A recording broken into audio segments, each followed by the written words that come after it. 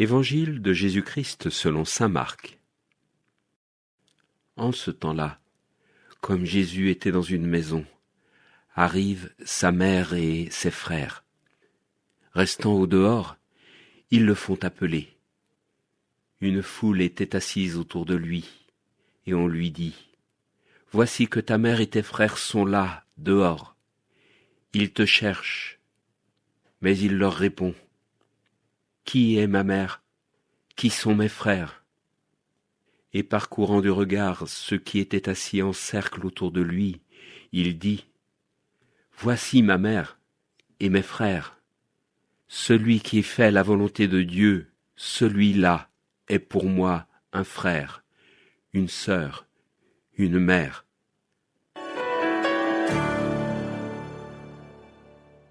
Les propos de Jésus nous heurtent.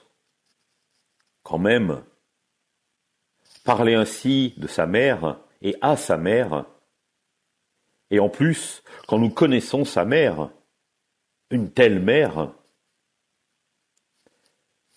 ces propos nous choquent aujourd'hui, et ils ont dû d'autant plus choquer les contemporains de Jésus, pour qui la famille et la filiation étaient centrales dans la culture et la religion.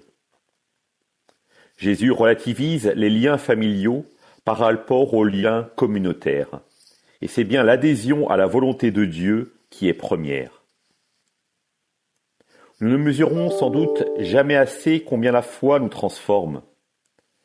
J'aime à dire aux parents dont je viens de baptiser l'enfant : vous avez confié votre fils à l'Église vous le rend comme votre frère.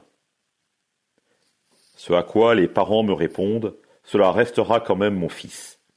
Et ils ont bien raison. Mais nous ne mesurons sans doute pas assez la grâce qui nous est faite que Jésus nous appelle ses frères.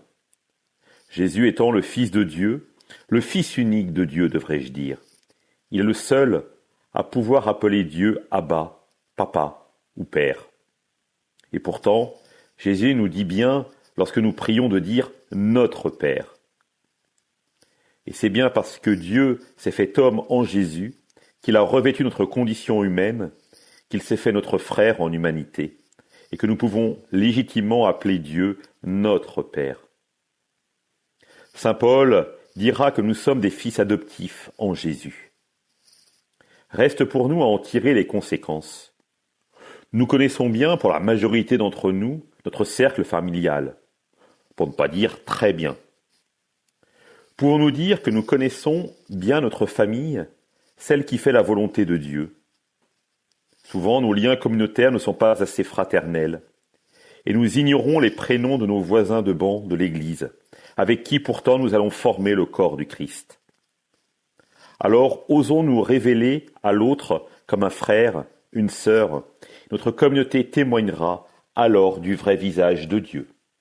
L'Évangile était commenté par le père Philippe Girard, curé de la paroisse Saint-Pierre